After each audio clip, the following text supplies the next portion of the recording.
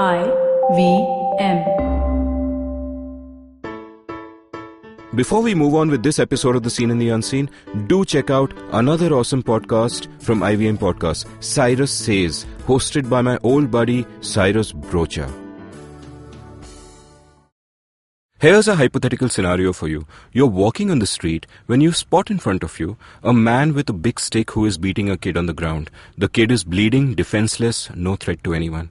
You're outraged. Do you have a right to interfere and use force to stop the man with the stick? Any reasonable person would argue that you do. You have both a right to defend yourself as well as others who are at the receiving end of violence, such as that bleeding, defenseless kid. You might have doubts about the practicality of it. The gunda could have fellow gundas around and you could get beaten up yourself, so you may choose not to interfere. But there is no doubt about the morality of it. It is right for you to intervene. Now, here's a follow-up question. What if the gunda doing the beating is wearing the uniform of a policeman? What if he is a police inspector and thus an officer of the state, the only entity with a legitimate monopoly on violence? Do you still have a right to intervene to save the kid?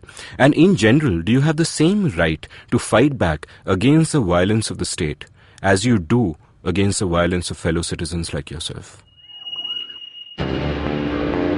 Welcome to The Seen and the Unseen, our weekly podcast on economics, politics, and behavioral science.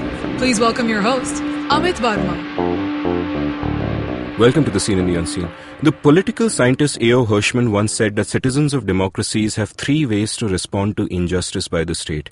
We may leave, complain, or comply. Well, the philosopher Jason Brennan argues that there is a fourth option, to resist.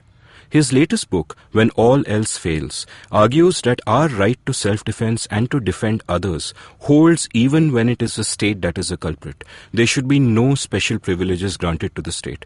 This is a powerful and thought-provoking book, and Jason agreed to come on my podcast to chat with me about it in March.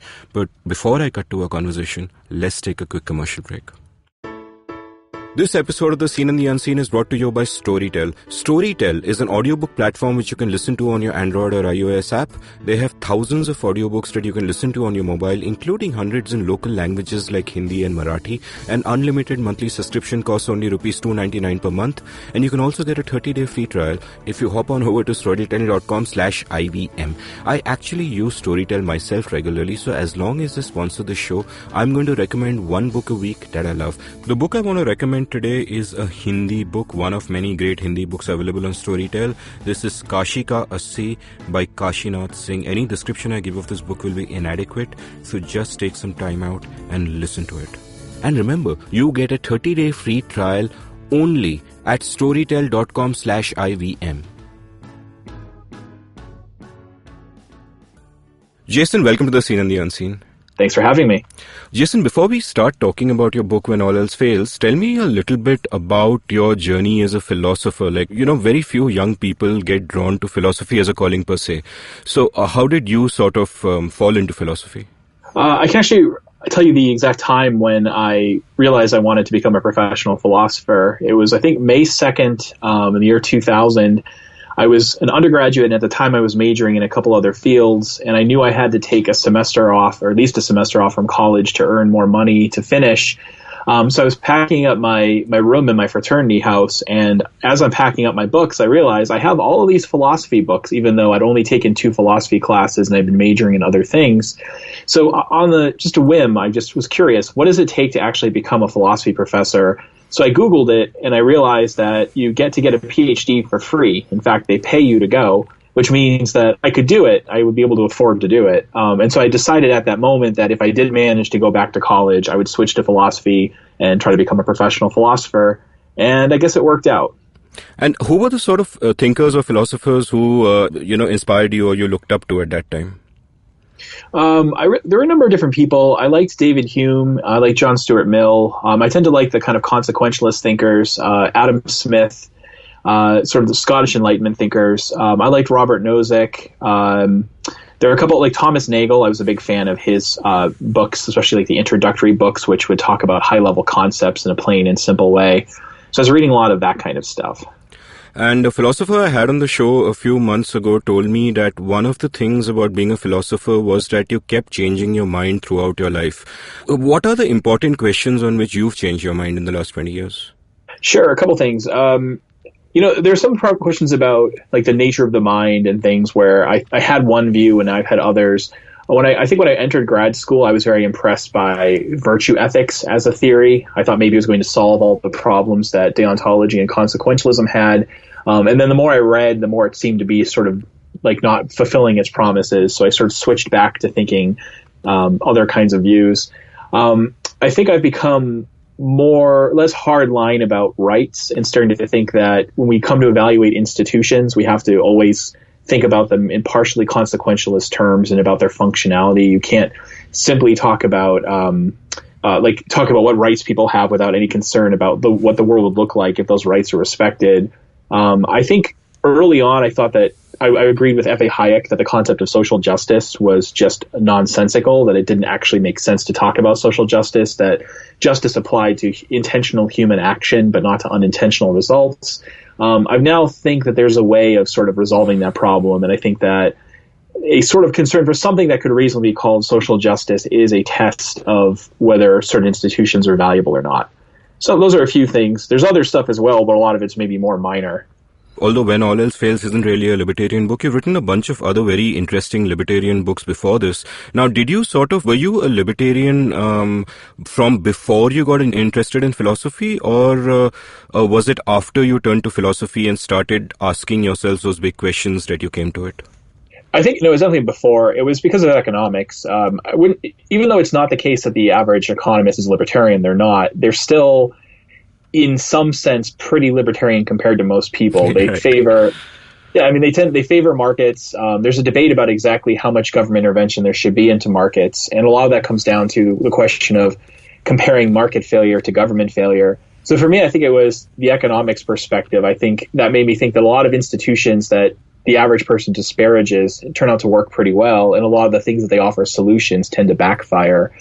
That said, I know I'm seen as a libertarian philosopher, but aside from the book Libertarianism, What Everyone Needs to Know, I really don't regard my other stuff as libertarian. So people will often read, like, say, I have this book called Against Democracy, which made a big splash a couple years ago, and people often read that as a libertarian critique of democratic politics. But I remember I was giving a presentation on this, and I joked with one person after he said that. I'm like, well, unbeknownst to you, I gave you the socialist version of the argument. Like, that's the copy you have.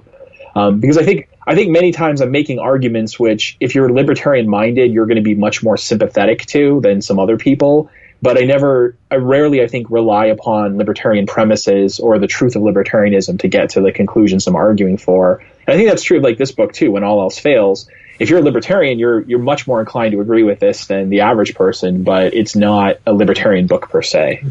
And is the label a bit of a problem in being taken seriously in the discourse? For example, I'm known as a bit of a libertarian here in India, and the label just follows you everywhere. And sometimes you get the sense that there are people who just stop listening to what you're saying simply because they attach the word libertarian to it, and they aren't really looking at arguments on their own merit. Which is, of course, what all of our discourse has become. But is that something you felt, that particular label? Yeah, I think that's true. I don't want to overstate it, but there certainly is a kind of political prejudice that pervades the academy. And it's not simply against libertarians. I mean, if in, say, philosophy, if you write a Marxist book, you're going to be, given that the average philosopher is kind of a moderate left liberal, if you write a book defending something from a Marxist point of view, they're going to be sort of prejudiced against it and less inclined to take you seriously. I think a lot of it, there is evidence of like conscious bias against people with alternative political points of view. There's a lot of research demonstrating that this exists, and and in fact that it exists within the academy. But I think a lot of it is actually unconscious. So suppose, the average journal has, say, like a number of like editors who are kind of moderately left liberal, and you write a paper that coheres with their point of view, that says the kind of thing that they're inclined to believe. Well, then when they read it, they're more likely to think the question you're asking is interesting. They're more likely to grant you some of your premises. When you have people who you're giving a paper that's critiquing the stuff that they believe, they're a little bit more inclined to like send it to more negative reviewers, or to dismiss it or think it's uninteresting, or to not grant you some of your premises. So I think whenever you're outside the mainstream, you have additional challenges to getting your stuff published. On the other hand, the one virtue that philosophy has compared to some other fields, like, say, English, which is just a mess, intellectually speaking, here in the U.S., there is at least a taste for the avant-garde and a desire to like see papers which critique things that everyone believes. Philosophy is the kind of field where if you write a paper that says you don't really have hands, it's an illusion, people are like, well, that was a clever argument. So you have that working for you to some degree if you're defending non-mainstream views. Let's talk about the book now. One of the main premises of your book, takes off from the A.O. Hirschman quote where he says that, there are only three possible responses to injustice or wrongdoings by governments. We may leave, complain, or comply. And your central argument of the book is that there is a fourth option, and that is the option to resist, and we may even have a moral duty to do so. When did you start thinking about it in these terms? I mean, for us in India, I often say that India's biggest religion is not Hinduism, it's the religion of government, because you automatically place government on this special high moral plane and look to them for solutions to everything. And the thought of resistance is so counterintuitive. How did you get drawn to these particular arguments? Yeah, good question. I think I've always been interested in the background question of like whether government has authority, whether we should put government on a sort of higher moral level, and so on. But the particular question of resistance was a response, I think, to the problems of police violence in the United States. The U.S., you may know the statistics, but the U.S. has an unusually violent police force compared to other liberal democratic countries. Granted, we're larger than Germany is, but U.S. police officers kill more people per year than German cops fire bullets.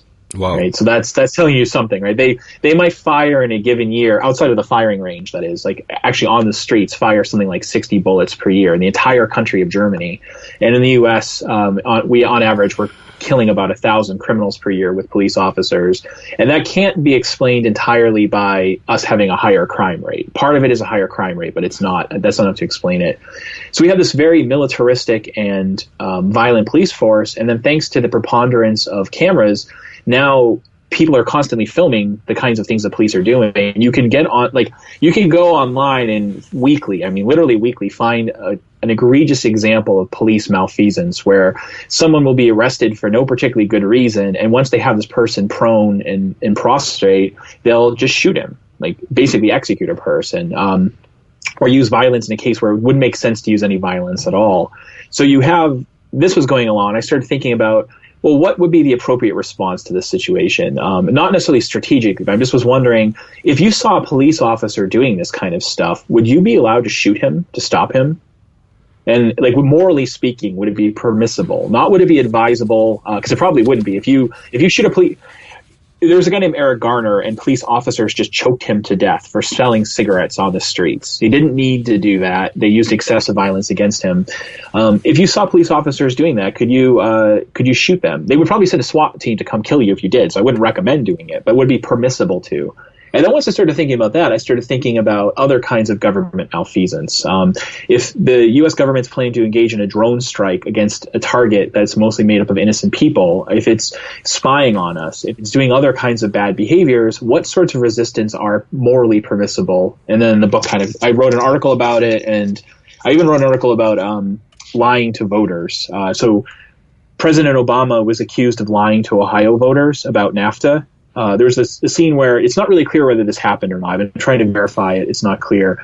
But supposedly he's in Ohio saying, I'm going to renegotiate NAFTA and get rid of free trade. And then as he's doing that, his advisor, the Chicago economist Austin Goolsbee, is in Canada saying, no, he doesn't really mean that. We're just saying that because voters are stupid, but we're not really going to do that. And then when people heard that, they were outraged. And my reaction was, oh, well, that's a sensible thing to do. If Ohio voters are so stupid and they're going to make these bad choices, it's good that the president lies to them to protect me and my children from these bad voters. So I wrote a paper basically defending that kind of behavior, and then it turned into the book. Your last chapter, kind of towards the end of the book, you deal with the whole ethic of lying to voters and all. Since you brought it up, a question I had regarding that isn't it for democracy to function, shouldn't it be normatively desirable to not lie to voters? I buy your argument that sometimes voters are stupid. You might have bigoted voters who want war with a neighboring country, and you lie to them and you come to power and you do the good things and blah, blah, blah. But there is a danger there that if you are the politician doing that, you are just rationalizing your lying, and beyond the point what your final beliefs are don't really matter. But also beyond that, if democracy is to function, shouldn't it be considered wrong to lie to voters regardless of what the reasons for that might be? Yeah, good question. There's a couple of questions packed in there. So one is like, how should democracy actually function? And what should happen is people should have a good sense of what their interests are and also have a concern for other people's interests. They should form beliefs about policy and which politicians to support based upon rational, like evidence and the best available social scientific and scientific evidence. And then they should pick policies on the basis and vote for people who they reasonably think in light of that evidence will do the best job implementing the policies that support their ends. And when everybody votes that way, we'll get some kind of compromise position which promotes everyone's interest. So that's the normative model of democracy that most people work with. So the problem with that is none of that's true. None of it is true. Very few voters vote ideologically. Very few voters have strong opinions about politics. Most of the time when voters support a particular political party, they do so on non-cognitive grounds. So in the same way that I support the Boston Red Sox as a baseball team, not because I rationally chose them, but because I happen to grow up in the Boston area, you find that voters typically support a party simply because that's what people like them do. And the fact that people like them do it has nothing to do with the party's tendency to support their interest. So Irish people of Boston, Boston Irish people tend to vote for the Democrats in the United States, not because the Democrats are especially good for Boston Irish people or because they support their ideology, but just by kind of historical circumstance. Voters are ignorant, they're irrational, they're not voting on the basis of information. So you're already missing that piece of it. And then politicians can make certain bad choices in light of that. So I think when we're asking, like, what are the ethics of democracy, we have to ask, how should we respond to democracy as it is, not what would be the ethical obligations if democracy worked the way it's supposed to. Now, you're right about one thing. In this book, I say I'm trying to give conditions under which it's permissible to lie, to deceive, to sabotage, to destroy, or even to use violence against other people. And there's a danger with any of these principles, which is that people might misapply them. They might not understand when to apply them, and they might even give themselves permission to use it the wrong way. And that's basically true of ethics in general. So if I tell you, if somebody's beating you up, you're allowed to fight back. You're allowed to engage in self-defense. Just forget about government for a moment. Forget about democracy. Just say, on the schoolyard, if a kid attacks you and it's necessary to use violence to defend yourself, that's the truth about ethics. But once I tell that to a 7-year-old, he might very well convince himself that when he's picking on somebody else, that it's actually self-defense. When we hand governments just war theories, like forget about the work I'm doing, take the typical theory of just war that say a philosopher would defend. Every theory of just war says that violence can only be used in self-defense. You hand that to George W. Bush in 2003, and he's able to rationalize to himself that attacking Iraq counts as a form of self-defense. So that's a problem with the people and misapplying the theory, but it doesn't make the theory wrong.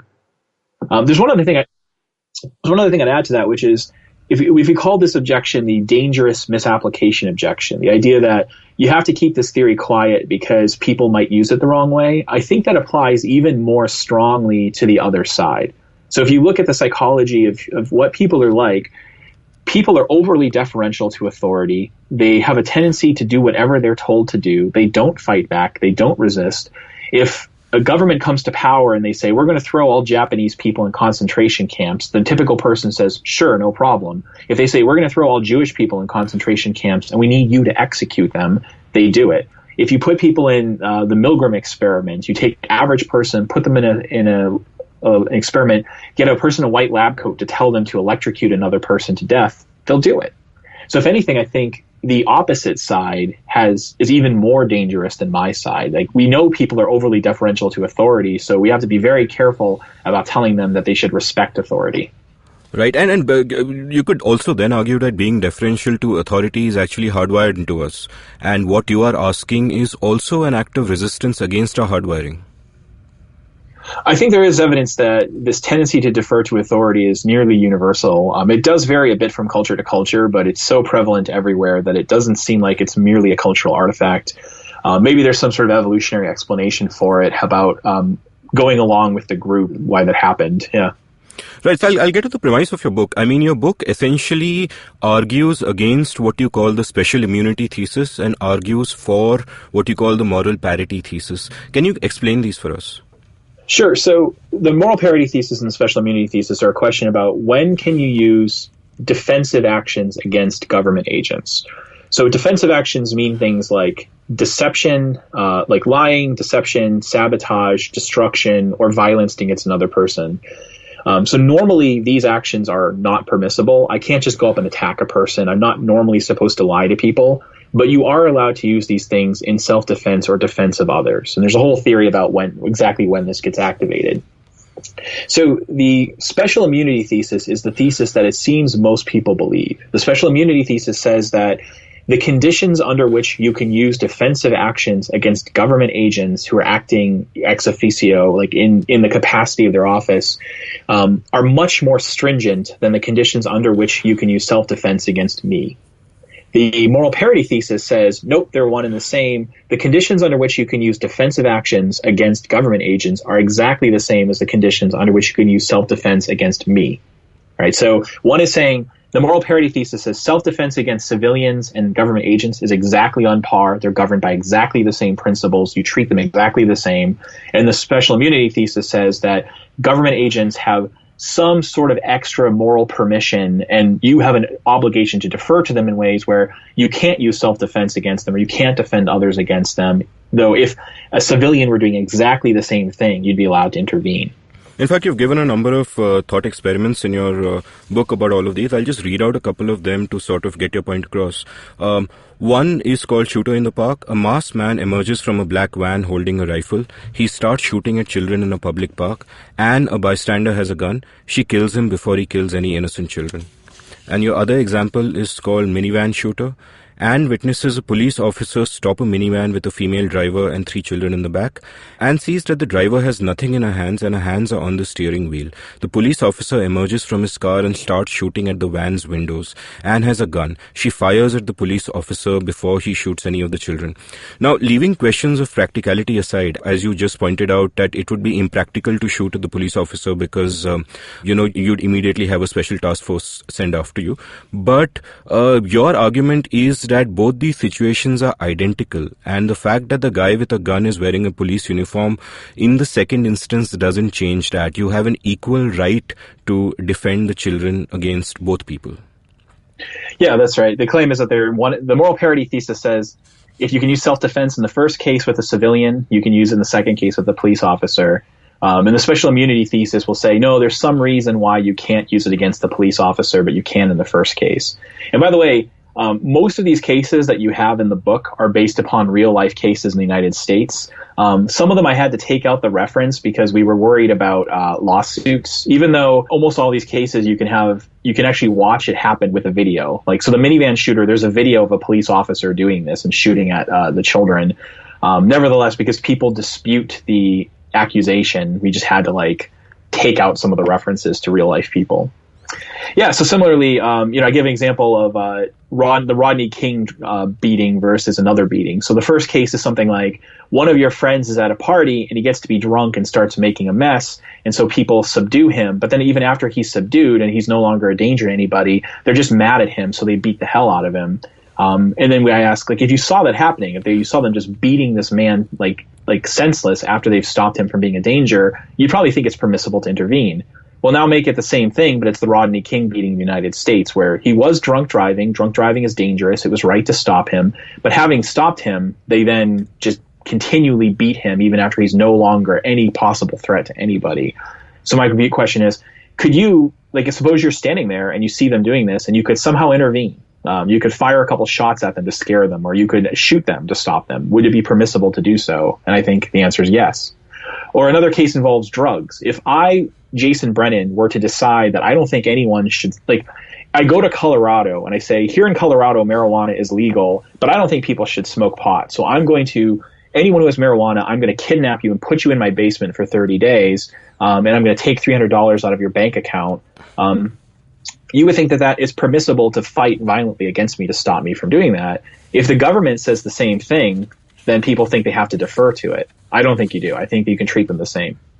Right, and you've got an entire chapter on the right to self-defense and how the common law is basically codified it by, how they arise out of our common sense moral intuitions. And that phrase struck me because it also struck me that while it is common sense moral intuition and therefore codified into law that we have a right to defend ourselves and others, it is equally common sense moral intuition that there is a line that is drawn when someone in authority again in quote marks, and we'll come to that word later, but if it's someone from the government or an officer of the law, why do you think that is the case? Why do you think that our moral intuitions, if it is the case, why do you think that that's the way it is, that our moral intuitions tend to draw that line and tend to go with the special immunity thesis?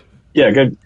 A couple things about that. One is, it's true that commonsensically we think we have certain rights of self-defense, and then also commonsensically we tend to believe in special immunity.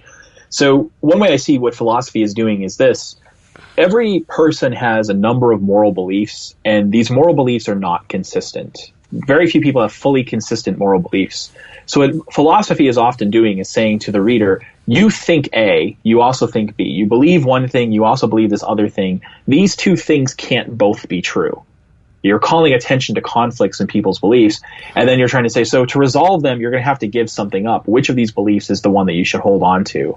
So in a sense, what I'm doing in the whole book is to say, you think that self-defense is permissible under these circumstances. You also think that you should treat cops and Congress people differently. I'm going to show you there's a lot of tension between these two things. Then I'm going to look through every possible explanation, like philosophically good explanation for treating cops and Congress people differently. And if none of them survive, then we should just by default go back to thinking that they're not different, that we should treat them the same. That said, as far as the belief in authority, I think there's a few things going here.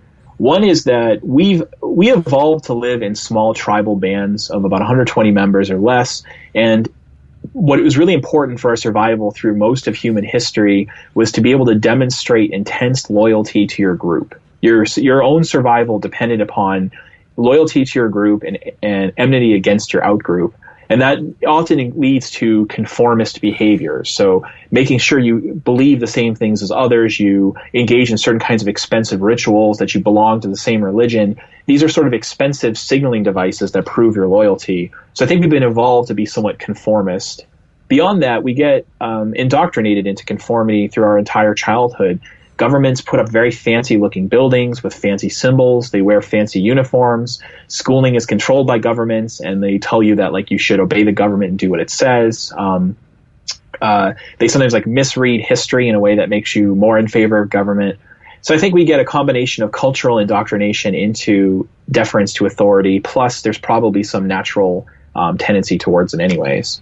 Now, a large chunk of your book the approach you've taken in the book is that you've taken a lot of the common and strongest arguments which would seem to support that governments have that special moral force field, as you called it, around them, arguments for the special immunity thesis, and you break them down one by one. And the most interesting chapter I found was the one which dealt with the questions of the legitimacy of the state and the authority of the state, where you conclude that even if a government is legitimate, that doesn't necessarily give it authority over you. So can you explain that and parse those terms for me?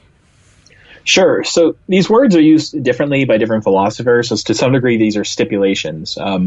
Everyone agrees that what's supposed to make government interesting is that it has two special moral powers. And I'm going to call these moral powers legitimacy and authority. If you don't like those words, you can use something else.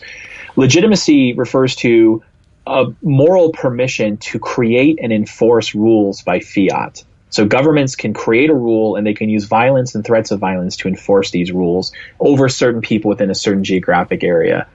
And authority is another moral power, which is supposed to be that when a government creates these rules, it also creates in you an obligation to obey the rule.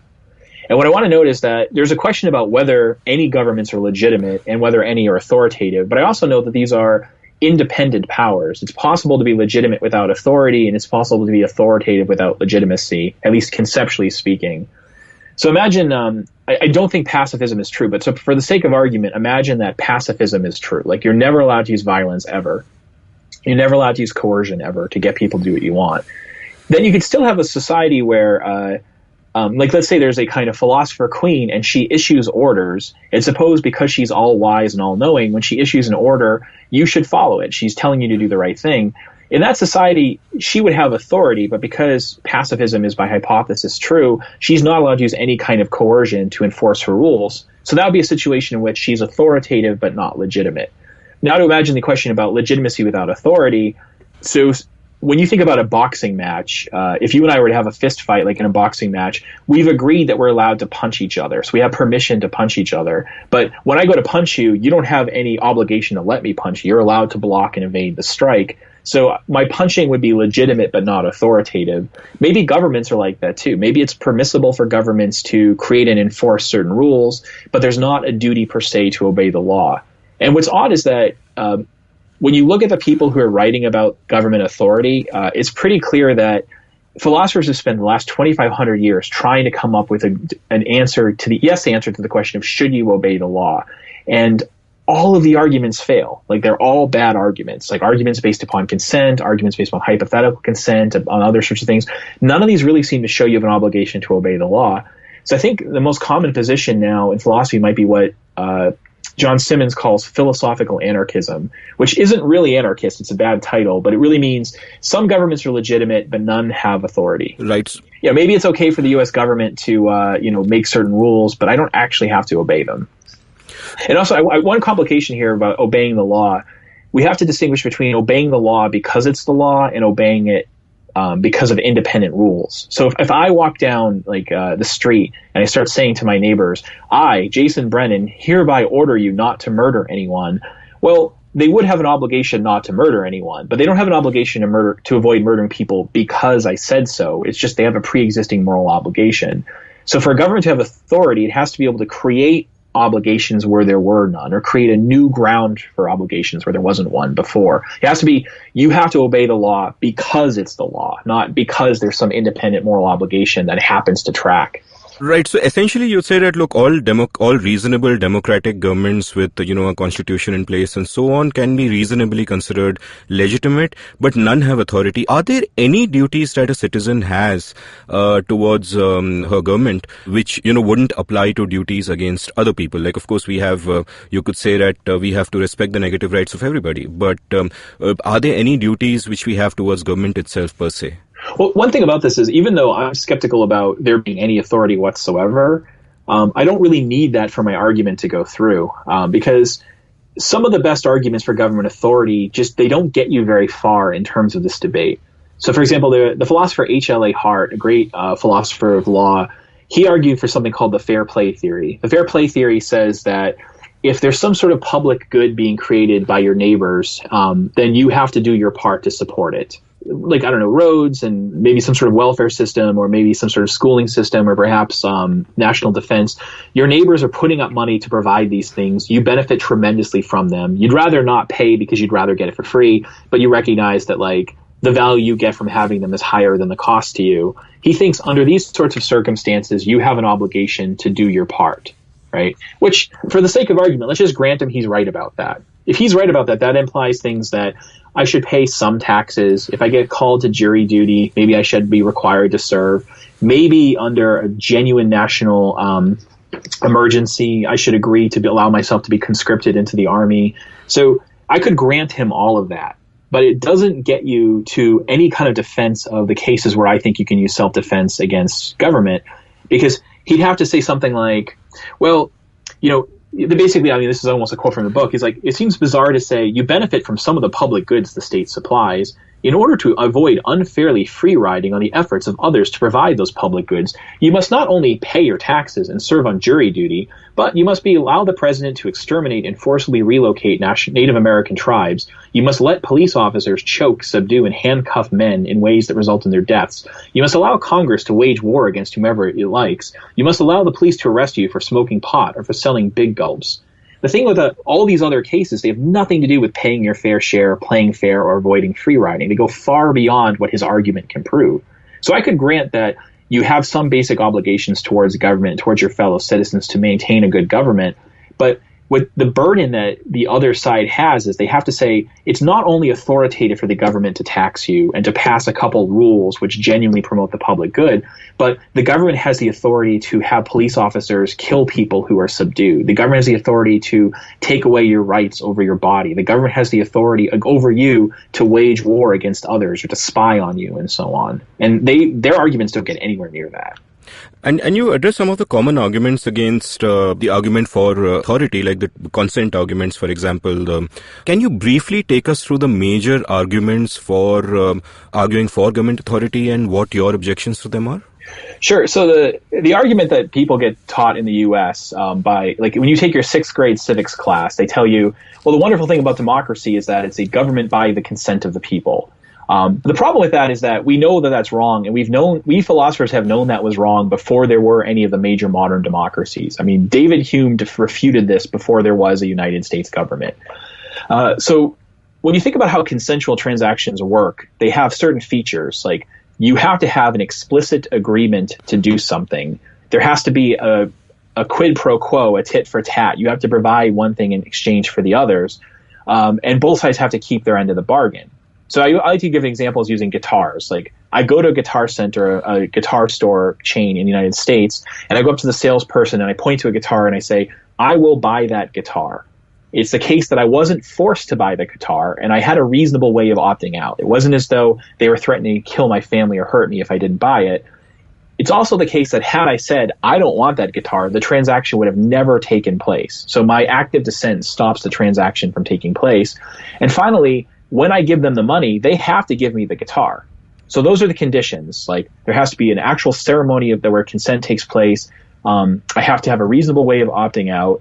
Active dissent stops the deal, and they have to do their part. When it comes to government, none of these conditions are met. There's never a point where I signify my consent in government. It's not like when I turn 18 and I fill out my my selective service card that I thereby consent to government.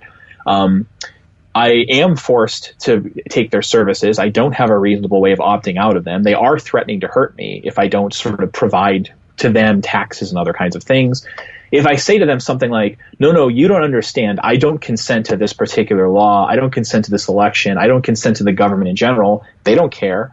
And finally, they don't actually even do a quid pro quo. In the U.S., and this is true of other countries as well, the governments don't have an active duty to protect you. They have a general obligation, legally speaking, to generally provide for the public welfare, but they don't have an obligation to protect you. So we have a couple of famous Supreme Court cases in the U.S. that basically take the form of a person calls the police and says, like this actually happened in Washington, D.C., where I work. A woman calls the police and says, 2 men have broken into my apartment. They're going to attack me. And the police say, well, we're not coming to help you. Like, we can't help you. They hurt her. They rape her, and they rape her roommate. She later sues the government and says, you didn't do your part. Like, I'm paying taxes and so on for you to protect me. You didn't protect me. It goes all the way up to the Supreme Court. And the Supreme Court says, no, they didn't have an obligation to protect you. They just have a general obligation to protect people in general. So some people then say, well, okay, it's not explicit consent. It's hypothetical consent. It's tacit consent. But even then, it doesn't seem to work. Hypothetical consent is important in things like if you are brought to the emergency room unconscious and the doctors have to decide whether to operate on you, then they think something like, well, if you were conscious, we think you would agree. We don't have any evidence that you wouldn't, so we're going to start operating on you. But if you wake up and you say, no, I'm a Jehovah's Witness, I don't believe in blood transfusion, then they're going to stop. So active dissent kills that. And people will say things like, well, like Socrates in the Crito is asked, well, why is he accepting this punishment when he knows the punishment is unjust? And his main argument is, I've tacitly consented to agree to the rules of government because I could have moved and I didn't. And I don't know whether that's a good argument for Socrates in the year, back in 300 BC, but it doesn't really seem to apply now because here, very few people have the right to move to another country. So even the fact that I stay put in the United States and didn't leave doesn't really prove that I've agreed to abide by their authority. I'm just kind of stuck here. And I actually have more ability to move to other countries than most other people. Most people have no permissibility to move at all. They simply can't immigrate if they want to. David Hume made fun of this by saying, he's like, I want you to imagine that you've been kidnapped and you wake up and you're on a ship in the middle of the ocean. And the ship captain says, all right, here's the deal. I'm the captain of the ship. If you want to be on the ship, you have to follow my orders. But if you don't like it, you can feel free to leave. And he points to the water surrounding you. It's like, well, if you then decide to stay on the ship rather than to jump into the freezing water to get eaten by sharks or drown, it's not like you really consented. You didn't have any reasonable way of opting out of his rule. And that sounds exactly like the social contract to me. I mean, whenever people invoke that, I just tell them I didn't sign any contract. You've got a great line in your book which kind of sums this up. Quote, our relationship to government is no more analogous to a consensual contract than a red elephant is analogous to the number 3. Stop quote. Yeah. Yeah, that's right. Just completely irrelevant. It's not at all consensual. There's like nothing to it that's consensual. Yeah. And one of those rare sort of LOL moments in the book. So moving on to sort of other arguments, so we're going to take a quick commercial break. And when we come back, I'm going to try and pose a couple of arguments to you and let's see how that goes. Sure. Hello, everybody. Welcome to another awesome week on the IVM Podcast Network. If you are not following us on social media, please make sure that you do. We're IVM Podcast on Twitter, Facebook, and Instagram. We'd like to thank the sponsors on our network, Storytel, Savari, and Paytm Money for their support, and really appreciate it. It's been a busy month at IVM. Last week, we launched 3 new shows. We launched ATKT Talent Tent, we launched Business.next in partnership with Bloomberg Quint, and we launched Equity Sahiye in partnership with Motilal Oswal. And this week, we're going to bring back an old favorite. We're going to come back with the Empowering series after a fairly long hiatus. I hope that you guys enjoy that.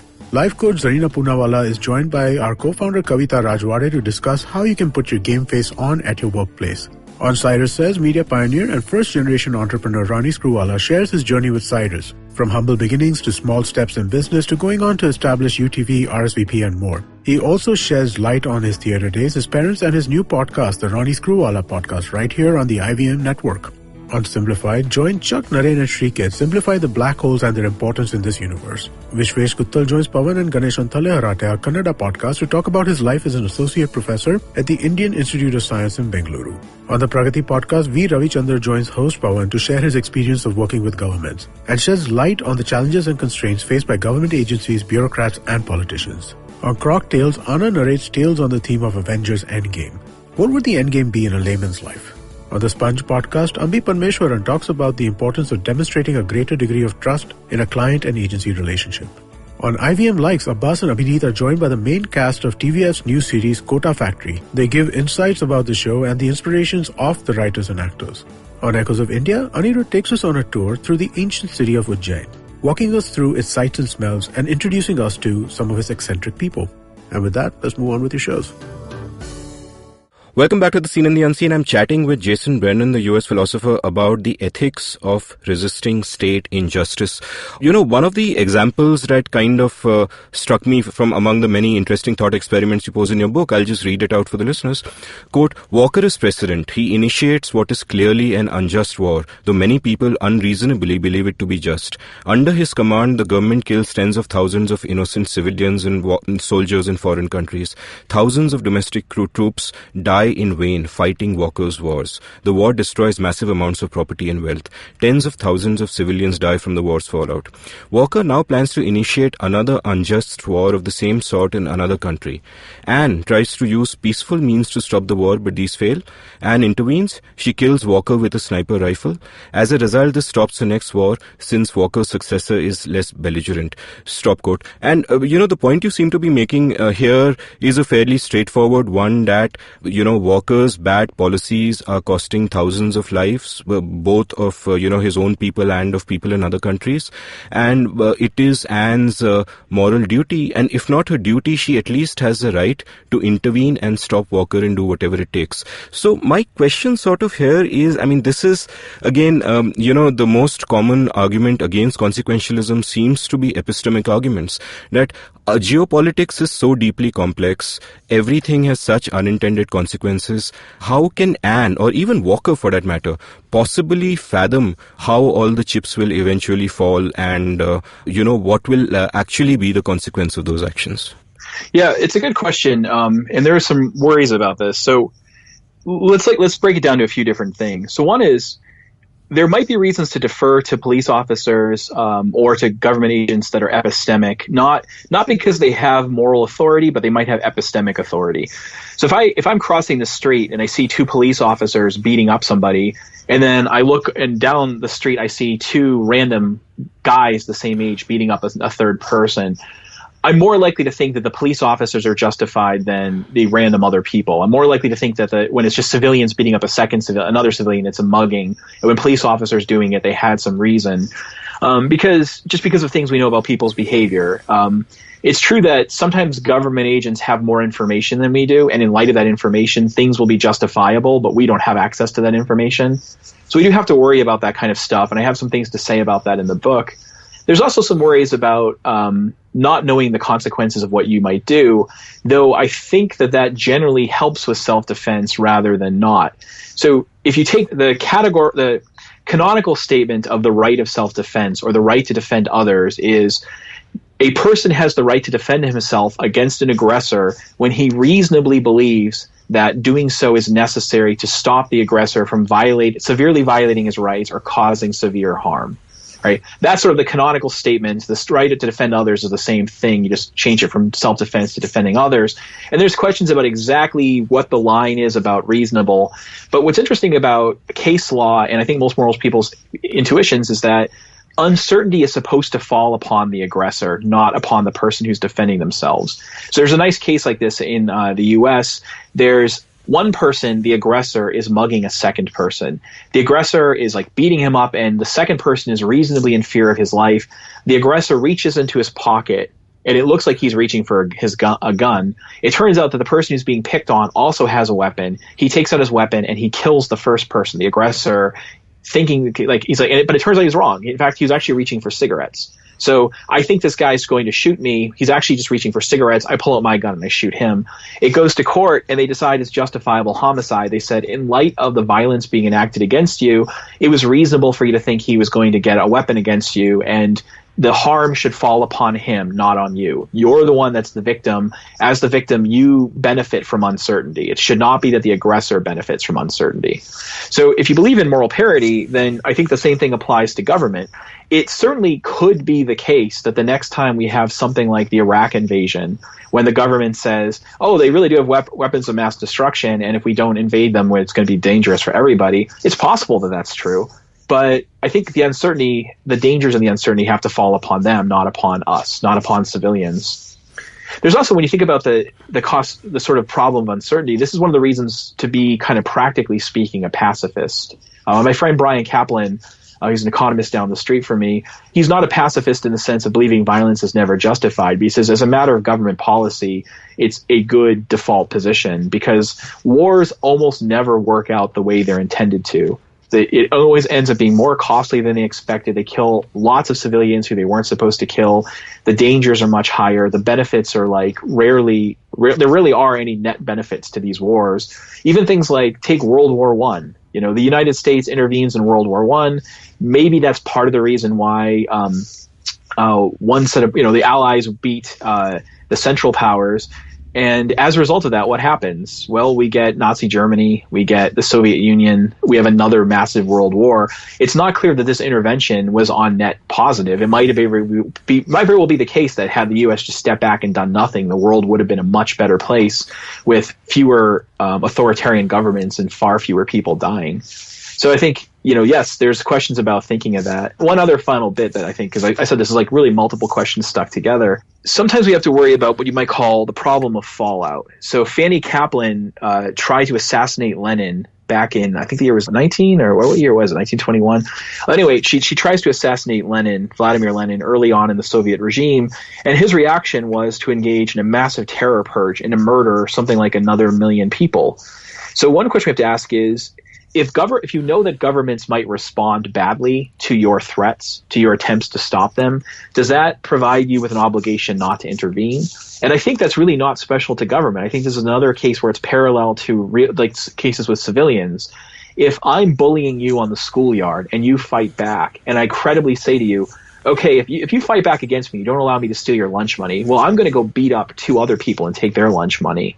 do you have an obligation to let me then beat you up, or are you allowed to defend yourself? Right. So sort of following on from the thought of uncertainty, another question, and I'll come at it from a probabilistic point of view. Let's say that Walker is the president in your hypothetical example, and he's planning to go to war. Now, Anne's certainty of whether this will be harmful or not can be anywhere between 0 to 100%. If it's 0, she does nothing. There's no case for her to do anything. If it's 100 and millions of people will die, if she's 100% sure, then she'll feel the obligation to stop him.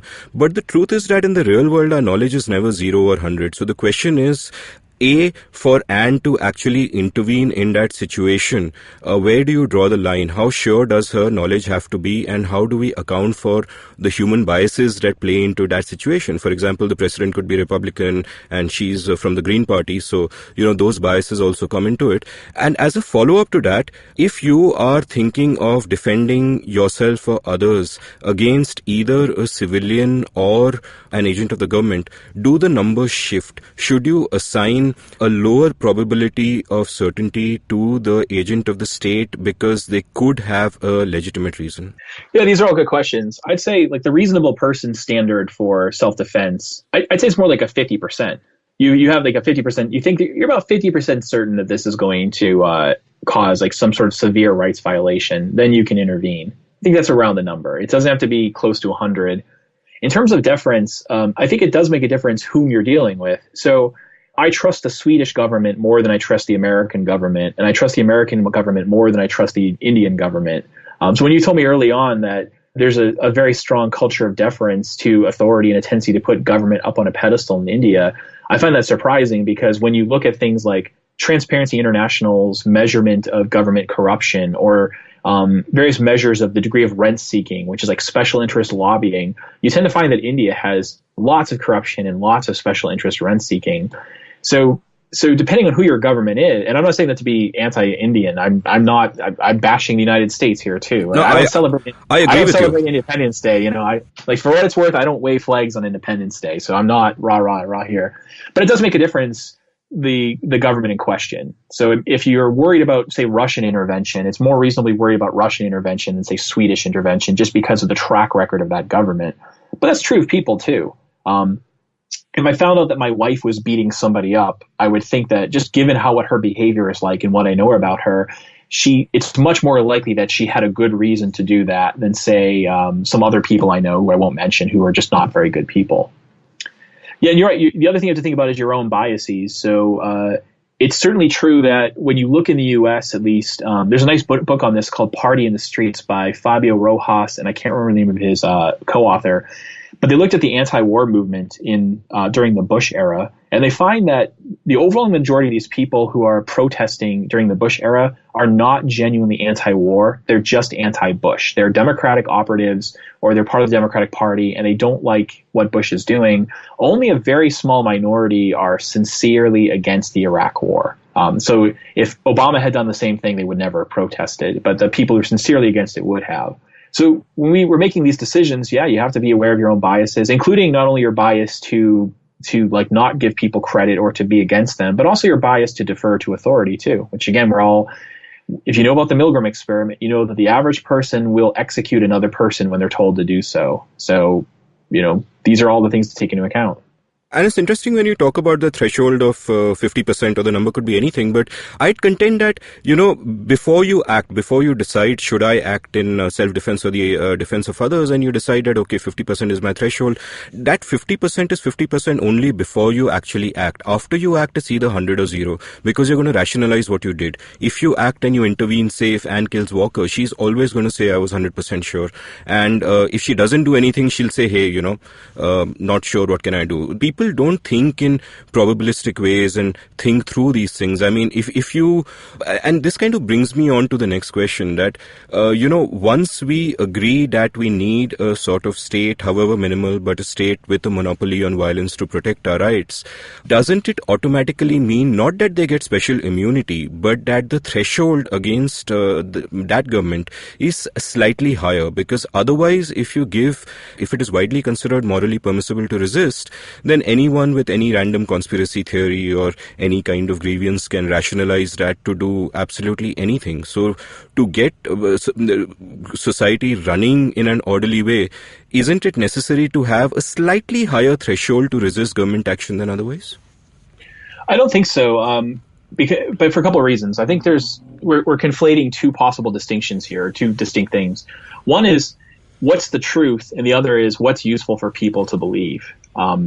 Suppose we need a government and it should do certain things. Like the cases where I think violence or other kinds of action would be justifiable are cases where governments are doing stuff they shouldn't be doing, like violating your rights in various ways, hurting people, shooting people who are I mean, again, like you can go on YouTube and see a bunch of cases like where you can watch an American police officer put someone on the ground on their belly with their handcuffs like tied behind their back and then shoot them. And it's like, he's no possible threat. He's not even a threat to a toddler at this point. He can't do anything. These are cases where, like, how could deference to that possibly be really useful to get government going? If anything, it's just permitting government to do too much. It's dangerous. But that said, it's true that if you give people a theory about what they ought to do, they might misapply it. This is a problem with consequentialist theories in general. I'm not saying that my theory is consequentialist, but just to give you an example. So consequentialist theories say you should make decisions based upon cost-benefit analysis, do what provides the best outcomes. And then an objection to that is, yeah, but people are stupid and they're not good at cost-benefit analysis. And many times when people try to do it, they'll get the wrong answer. So the thing that utilitarians will say is, that's true. And so for many people, it's useful if they simply believe in certain rules of thumb. So there's a distinction between what you can call the criterion of right action, which is the truth about what makes actions right and wrong, versus what's a useful decision procedure for people to use on the ground. Because the best decision procedure is specific to you. It's given your psychological biases, what modes of thinking make it most likely you'll do the right thing as described by the correct theory, whatever that is. You find this, it's not even just a problem, say, morality, it's a problem in sports. So I don't want to use another American example, but I guess I will. In baseball, if a person hits a fly ball into the outfield, the truth of the matter about where that fly ball is going to land is given by a number of equations in physics. You have the complicated vector equation that tells you exactly where the ball is going to land. As an outfielder, you can't use these physics equations because you don't have access to all the information you need to solve them. And even if you did, if you knew all the initial conditions, the angle, the spin of the ball, the air pressure, etc., the angle at which the ball is hit, with what velocity it was thrown and so on. Even if you knew all that, you couldn't do the mathematics in your head fast enough to catch the ball. So what people use on the ground is something called the gaze heuristic, which is a on-the-ground heuristic that helps them catch the ball. It tracks the truth even though it's not itself the correct theory. So I think that's true of this theory as well. It's true that if conspiracy theorists read this, they're going to think, I'm justified in doing all sorts of bad things against government. That's not what the theory implies. It's misapplying the theory. But still, so it might be that it's useful for people to have some degree of conformist behavior, even though, in reality, like the conformity isn't justifiable. You also have a chapter on your book on how it can sometimes be your duty to not follow out unjust orders. And, some of the examples for this, will draw us to that intuitively. For example, you cannot sign a contract with somebody else to kill a third person because, you can't infringe on the third person's rights anyway. So that kind of contract is invalid. But how does one act during war? If your country is attacked, for example, and there is a war and you choose to serve, while being choose to serve, I would assume that it is normatively desirable for everyone who is serving to just follow orders, because otherwise the system breaks down. Everyone can't think for themselves. So how do you, and in the fog of war, you can never divine what actions are just or unjust. So how does one deal with that? Yeah, that's a good question. I mean, my most basic presumption would be something like, given how war has gone through history, if you're fighting, you're probably doing the wrong thing. There have been very few cases in history where the soldiers who are fighting should be fighting, right? Like pretty much in almost any of the European wars that happened, they just weren't justifiable on either side. You're just having land grabs by various noblemen. You shouldn't be killing those soldiers. They shouldn't be killing you. The best argument you can have is just, well, I've been conscripted, and if I don't fight, they're going to hurt me or hurt my family. If your country has actually been invaded you've been invaded and they're attacking, then you have things like, that's when sort of just war theory comes in. You can think, okay, well, we're allowed to use defensive action to repel them. If I'm attacking combatants who are clearly in uniform and they're clearly the invaders, then that's fine. The problem, though, is usually when people are fighting wars that are supposedly in self-defense, they're usually invading another country. Governments they love to take out just war theory and then say that like this invasion that we're doing of another country is actually, it's preemptive self-defense. They're going to hurt us, so we have to stop them. So yeah, I think it's not really that hard. Most of the time you shouldn't be fighting, and if you're genuinely being invaded, then you can shoot at the people in the other uniform.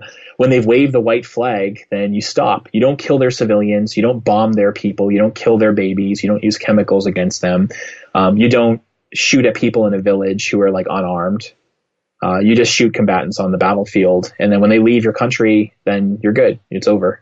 Well, we're almost at the end of our time because we had 1 hour, and I'd urge all my listeners to read your book. There's a lot that we haven't covered. For example, not just should we follow orders, is it okay to deceive voters, the question of does one have a duty, that is an obligation to resist, or does one merely have the right to resist? I want to end with one final question, though, which is, and I don't think you've addressed it in your book, should we pay taxes? Yeah, I guess, at the end of the day, I'm very sympathetic to anarchism, like genuine full-blown anarchism. I think anarchy can work better than people give it credit for. There's a nice book on this by Peter Leeson called, is it called 2 Cheers for Anarchism? 2 Cheers for Anarchism, Why Anarchy Works Better Than You Think. That said, I think there's something to be said for like the fair play kind of argument. Governments are providing certain kinds of benefits that you are getting in return. And even if it's not consensual, like it's reasonable to do your part. But even in light of that, that's only going to justify some taxes, not usually the amount of taxes that we're paying. So if I'm paying like a sugar tariff, there's no reason for me to pay that. That's just simply unjust. If I'm paying to like support a government rent, I shouldn't be paying that. That's unjust. If I'm paying for special interest things, that's unjust. Most of the military expenditures in the United States, I think, can't be justified. I shouldn't have to pay for those. So, yeah, I think of the I actually just passed in my taxes today, interestingly. So of the I think my tax bill for this year was $54,000, not including Medicare and Social Security. So that $54,000 I paid to the U.S. government, and the other like $15,000 or so that I paid to the state government, maybe 15 or 20 of that's justifiable, and the rest is probably not. I think in India, a higher proportion would be not justifiable. Jason, thanks so much for giving me your time and chatting with me. I learned a lot today. Yeah, thanks very much. I really appreciate it. If you enjoyed listening to this episode, do hop over to your nearest online bookstore and buy Jason Brennan's excellent book, When All Else Fails. The book contains far more than this episode did. We barely scratched the surface of his arguments. You can follow me on Twitter at Amit Varma, AmitVarma. The Seen and the Unseen is supported by the Takshashila Institution and Independent Center for Research and Education in Public Policy. The Takshashila Institution offers 12-week courses in public policy, technology policy, and strategic studies, and for both full-time students and working professionals. Admissions for the May 2019 batch are now open. Visit takshashila.org.in for more details. You can browse all our past episodes at seenunseen.in and thinkpragati.com. Thank you for listening.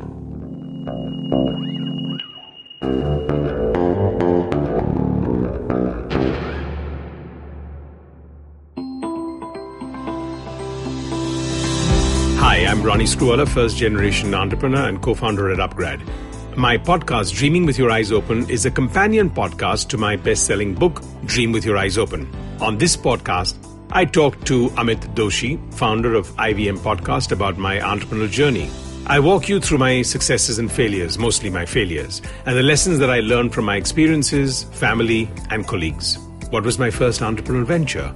Why I chose Japanese cartoons over animation cartoons on Hungama? Why did I sell my stake at UTV to Disney? Find out all this and more on the Ronnie Screwala podcast, Dreaming with Your Eyes Open. New episodes out every Tuesday on the IVM Podcasts app, website, or wherever you listen to podcasts.